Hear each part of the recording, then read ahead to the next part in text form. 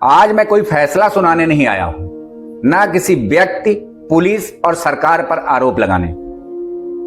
नमस्कार दोस्तों, मैं अनिल द्विवेदी और आप देख रहे हैं गणित न्यूज।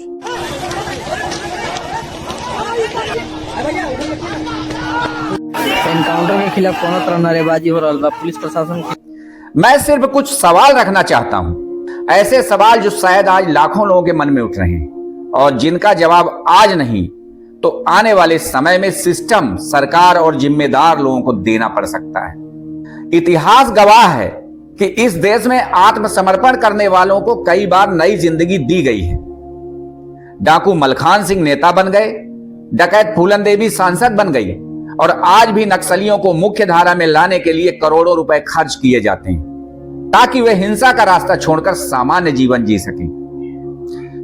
तो फिर सवाल उठता है कि जब भरत तिवारी ने आत्मसमर्पण किया तो उसके बाद क्या हुआ और क्यों हुआ। बताया जा रहा है कि उसने फेसबुक लाइव में बंदूक फेंककर आत्मसमर्पण किया था। अगर ऐसा है तो फिर यह सवाल उठना स्वाभाविक है कि उसके बाद की पूरी कानूनी प्रक्रिया क्या थी और किन परिस्थितियों में बल प्रयोग की नौबत आई। ये पूरे देश में आज के बाद कोई भी नेता, मंत्री, विधायक, कोई भी अधिकारी समाज के साथ खिलवाड़ नहीं करेगा, झूठा वादा नहीं करेगा। अगर करेगा तो उसे किसी भी हाल में पूरा करना पड़ेगा। ये मेरी जो पूरी होगी तो शस्त्र डाल दिया जाएगा, इसमें कोई समस्या नहीं है। और अगर इसके बाद इन लोगों ने कुछ छल किया या झूठ मूठ का कुछ ऐसा भी कुछ भी किया तो समाज और देश के लोग आप समझना इसके बाद कि ऐसे लोगों का क्या इलाज करना है। अगर मैं जिंदा रह गया और ये सब मेरे साथ कुछ ऐसा गलत नहीं किया तो आऊंगा, तो फिर उसके बाद मेरे द्वारा भी छल ही सिर्फ किया जाएगा, सामने से युद्ध नहीं होगा। उसके बाद अगर छल करेगा तो छल ही होगा। इसी के साथ मांगे पूरी होने का संभावना अब दिख रहा है और समाज में और देश में बदलाव आने का भी संभावना दिख रहा है यहीं से। तो चलिए, हथियार रख दिया जाता है, लीजिए, भरोसा कीजिए। फालतू बोलेगा रे, क्या रख रहे साला, तब फेंक दे, रुकिए, लीजिए, हथियार इनको दे दिया गया। और यह भी कहा जा रहा है कि वह मानसिक बीमारी से जूझ रहा था। उसके ऊपर पहले कभी कोई आपराधिक मामला दर्ज नहीं था। पागलपन में ही सही, लेकिन वह जनता के हितों की बात करता था। वह पुलिस और प्रशासन की तारीफ भी करता था, उनका समर्थन भी करता था। गांव में बाढ़ आने से होने वाली परेशानियों को लेकर वह प्रशासन से लगातार मांग करता था। तो सवाल यह भी है कि उसकी बातों को गंभीरता से क्यों नहीं लिया गया। बताया जा रहा है कि उसकी केवल एक मांग थी, वह कहीं पर मिट्टी डालने की बात करता था ताकि उसके गांव में बाढ़ ना आए। अगर समय रहते इस समस्या का समाधान करने की कोशिश की जाती तो क्या सरकार का कोई नुकसान हो जाता। यह बात बहुत से लोगों की समझ से परे है। यह भी सच है कि बंदूक दिखाना अपराध है और कानून इसकी अनुमति नहीं देता। कोई भी व्यक्ति कानून अपने हाथ में नहीं ले सकता। लेकिन इसके साथ साथ यह सवाल भी उठता है कि क्या समय रहते संवाद और प्रशासनिक हस्तक्षेप से स्थिति को बिगड़ने से रोका जा सकता था। एक और बड़ा सवाल यह है कि पुलिस उसके घर क्या करने गई थी जिससे उस पर इतना विपरीत प्रभाव पड़ा कि उसने बंदूक दिखाने जैसा कदम उठा लिया। इन सवालों के जवाब केवल निष्पक्ष और स्वतंत्र जांच से ही सामने आ सकते हैं। अब एक और सवाल लोगों के मन में उठ रहा है, अगर उसने गलती की थी और पुलिस के सामने आत्मसमर्पण कर दिया था तो फिर उसे 4 गोली क्यों मारी गई। यह सवाल भी चर्चा का विषय बना हुआ है। कुछ लोग यह भी सवाल उठा रहे हैं कि क्या किसी के इशारे पर उसे जान से मारने की योजना पहले से थी या फिर क्या बिहार के मुख्यमंत्री के किसी बयान का इससे कोई संबंध था। मैं अभी सवेरे से चिंतित था कि मेरे ही पुलिस वाले को कोई हथियार दिखा रहा है और पुलिस कार्रवाई नहीं कर रहा है। तो अभी डीजीपी साहब ने बताया कि वो मानसिक रूप से बीमार है सर, और उसको गिरफ्तार भी कर लिया गया। उसको मानसिक आरोग्य का जो हॉस्पिटल उसमें भर्ती करने का काम किया जाए। असही सम्राट चौधरी मरी तड़प के और बेटा के वियोग में मरी। आज मैं आप सभी लोगों से अपनी अंतिम इच्छा प्रकट करने आया हूँ। त्याग बलिदान के बाद मेरे इस शरीर को दान कर दिया जाए। इस पर सबसे प्राथमिकता हमारी देश की सेना, हमारे आन बान शान ये भारतीय सेना, इंडियन आर्मी को दान कर दिया जाए। लेकिन इन सवालों के जवाब केवल आधिकारिक और निष्पक्ष जांच से ही सामने आ सकते हैं। बिना सबूत किसी निष्कर्ष पर पहुंचना उचित नहीं होगा। मेरी इन बातों का मकसद किसी पर आरोप लगाना नहीं है।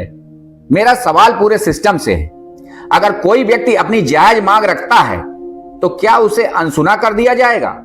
और अगर वही व्यक्ति लगातार परेशान होकर कोई आपराधिक कदम उठाने पर मजबूर हो जाए तो क्या उसका अंत केवल मौत ही होगा? अगर ऐसा है तो फिर नक्सलियों से समझौता क्यों किया गया, जबकि उन्होंने कितने निर्दोष पुलिसकर्मियों और आम लोगों की जान ली है? फिर डाकुओं से आत्मसमर्पण कराकर उन्हें नई जिंदगी जीने का मौका क्यों दिया गया? अगर समाज को दूसरा मौका देने की नीति है तो क्या उसका पैमाना हर व्यक्ति के लिए एक जैसा नहीं होना चाहिए? आज यह मुद्दा छोटा लग रहा होगा, लेकिन आने वाले समय में यह एक बड़ी बहस बन सकता है, क्योंकि लोकतंत्र में जनता सवाल पूछती है और सत्ता को जवाब देना पड़ता है। एक बार फिर स्पष्ट कर दूं कि मेरा उद्देश्य किसी व्यक्ति, सरकार, पुलिस या किसी संस्थान पर आरोप लगाना नहीं है। मेरा उद्देश्य केवल यह कहना है कि पूरे मामले की निष्पक्ष जांच होनी चाहिए, सच सामने आना चाहिए और अगर कहीं कोई चूक हुई है तो उसकी जवाबदेही भी तय होनी चाहिए। लास्ट राउंड वही, उसके बाद हथियार समर्पण कर दिए थे। उसके बाद पकड़ के ले आया गया डीएसपी साहब द्वारा कि मतलब हथियार फेंके हैं। उसके बाद पकड़ के लाया गया है, यहाँ पे गोली मार गया। 3 राउंड हम लोग सुने कान से कि 3 राउंड चला है। उसके बाद बोल रहा है कि 4 गोली 5 गोली लगा है। यह देखिए इनकाउंटर आप लोग कहना उसको छोड़ दीजिए। मैं आप लोगों से यह प्रार्थना करता हूं कि जो भरत तिवारी का वो हत्या हुआ है और हत्या बिहार सरकार ने कराई है। सम्राट चौधरी जब से मुख्यमंत्री बना है तो इसको होड़ लगा है योगी आदित्यनाथ के जैसा बनने का, और किस चीज में बनने का, केवल इस बिहार का विनाश करने के लिए। अरे जिसका बेटा चला गया उसको बेटा हम और आप दे सकते हैं, तो मैं सहानुभूति भी व्यक्त कर रहा हूँ। एक माता का जो दर्द है वो मैं समझ सकता हूँ क्या होता है पुत्र के प्रति। पुलिस ने पुत्र को छीन लिया, ठीक है, वो विक्षिप्त मानसिक था, चाहे कुछ भी था, शस्त्र तो वो सौंप चुका था। तो जब शस्त्र को सौंप दिया पुलिस को, तो पुलिस को ऐसा एक्ट नहीं उसके सामने पेश करना चाहिए था। ये रॉन्ग एक्ट है। इसके लिए बहुत कड़ी से कड़ी सजा, आजीवन कारावास भी उन लोगों का होगा। अभी लीगल प्रोसेस को देखिए आगे। अरे आप फर्जी इनकाउंटर किसी को कर रहे हैं और मतलब बच जाइएगा? आप ऊपर हैं क्या? कानून से आप भी ऊपर नहीं हैं। और इस तरह रोड, देखिए ये दुर्भाग्यपूर्ण घटना है। उस बच्चे ने जिसका इनकाउंटर हुआ है उसने भी जो व्यवहार सोशल मीडिया पर दिखाया वो अच्छा नहीं था, लेकिन पुलिस को उसके आपराधिक इतिहास का पता लगाना चाहिए था। और हाफ इनकाउंटर, अगर इनकाउंटर जरूरी भी था तो हाफ इनकाउंटर करना चाहिए था। आज बिहार की सरकार ने इसे गंभीरता से लिया है। 4 पुलिसकर्मियों की सस्पेंशन हुई है और आगे इसकी पूरी जांच होगी इस मामले की, और जो दोषी होंगे उन पर कार्रवाई होगी। हथियार डाल देने के बाद इस तरह इनकाउंटर सही है? मैं तो कह ही रहा हूँ ना, आखिर अगर ये किसी न किसी की गलती तो है। इस प्रकार से लोगों के साथ मुझे लगता है कि बर्बरतापूर्ण व्यवहार।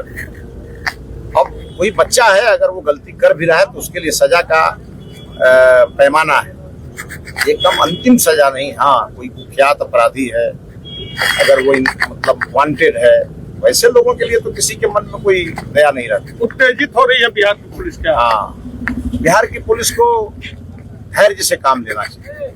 अब आप बताइए, क्या मेरा तर्क गलत है? आपको जो भी लगता हो कमेंट बॉक्स में जरूर लिखिएगा, ताकि आपकी बातें सरकार के उन लोगों तक पहुंच सके जो जनता के मालिक बन चुके हैं। तो आज के लिए बस इतना ही। तब तक के लिए नमस्कार, जय हिंद, जय भारत।